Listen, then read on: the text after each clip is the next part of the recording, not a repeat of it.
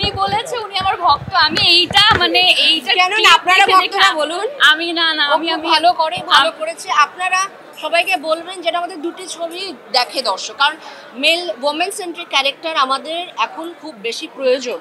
হ্যাঁ, যেমন প্রিয় মালতী চরিত্রটির উপরে ছবি, এবং এই ছবিতে দুটো মেয়ের গল্প।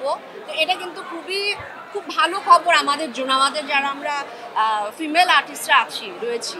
তো এরকম ছবি আরও অনেক বেশি হোক। দর্শকদেরকে বলবো দুটো ছবি আপনারা এক্সপিরিয়েন্স করুন, একটা হলে দেখতে গিয়ে দুটো ছবি দেখে বেরিয়ে আসবেন, ব্যাস আপনারাই আপনাদের ছবিটাকে সফল করতে পারবেন। না তবে জয়া আপু গতকাল যা বলেছেন এটা আসলে তার ভালোবাসার জায়গা থেকে বলেছেন। আমি আসলে তার সামনে একেবারেই ছোট এবং এরকম কিছুই না।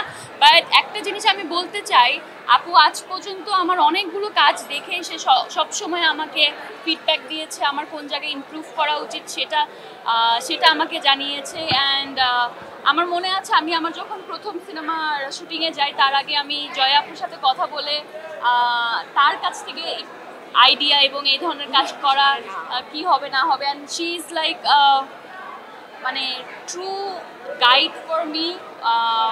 আই এম সো অনার্ড গতকাল উনি এসছেন, এবং তাছাড়া আমার মনে হয় উনার মতো একজন অভিনেত্রী আমাকে মাঝে মাঝে আমার ভুলগুলো ধরিয়ে দেয় এবং আমার কি প্রুফ করা উচিত আমাকে ধরিয়ে দেয়। এটা আমার জন্য অনেক অনেক বড় একটা পাওয়া। Is like my mentor. ও কালকে দেখিয়ে দিয়েছে যে একজন অভিনেতার যদি ফোকাস থাকে, একজন অভিনেতা যদি নিজের ক্রাফটটাকে পার্সু করতে চায় তাহলে কতটা ভালো হতে পারে দেখিয়ে দিয়েছে। তো সেটাই বলছি যে আপনারা সবাইকে বলবেন ওর ছবিটাও দেখতে, প্রিয় মালতী এবং নকশিকাঁথার জন্য। আপনারা এটা মানুষ মনে করে, আমি একটু ভুলটাও ধরিয়ে দিতে চাই, আমাদের সব আর্টিস্টদের ভেতরে কিন্তু খুবই সৌহার্দ্য, সবার ভেতরে কিন্তু খুবই আমাদের ভেতরে কিন্তু খুব ভালো সম্পর্ক সবার সাথেই সবার। তো আপনারা সোশ্যাল মিডিয়াতে যা দেখেন বা কিছু অনেকে অনেক রকম কম্পারিজন যায়, এগুলো একেবারেই ঠিক না।